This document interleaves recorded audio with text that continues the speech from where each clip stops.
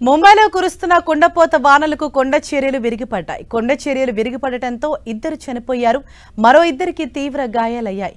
మరో 2 రోజుల పాటు వర్షాలు కురిసే అవకాశం ఉందని వాతావరణ శాఖ తెలిపింది. అటు ఇప్పటికే ముంబైకి రెడ్ అలర్ట్ జారీ చేసింది ఐఎండీ.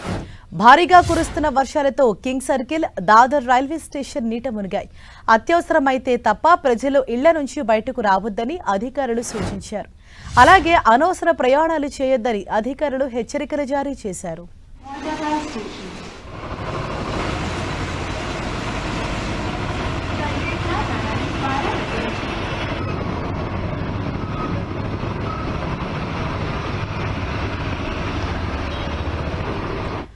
ముంబైలో గత కొద్ది రోజులుగా కురుస్తున్న భారీ వర్షాలకు కింగ్ సర్కిల్ అలాగే దాదర్ రైల్వే స్టేషన్ కూడా పూర్తిగా నీట మునిగిపోయింది. ట్రాకులు కూడా పూర్తిగా నీటితో నిండిపోవడంతో రైళ్ల రాకపోకలకు తీవ్ర అంతరాయం కలుగుతోంది. దీంతో పలు రైళ్లను రద్దు చేయగా మరికొన్ని ఆలస్యంగా నడుస్తున్నాయి. దీంతో ప్రయాణికులు సైతం తీవ్ర ఇబ్బందులు పడుతున్నారు. మరోవైపు ఇంకా మరికొన్ని రోజులు కూడా అక్కడ వర్షాలు కురిసే అవకాశం ఉందని వాతావరణ శాఖ అధికారులు చెప్పారు.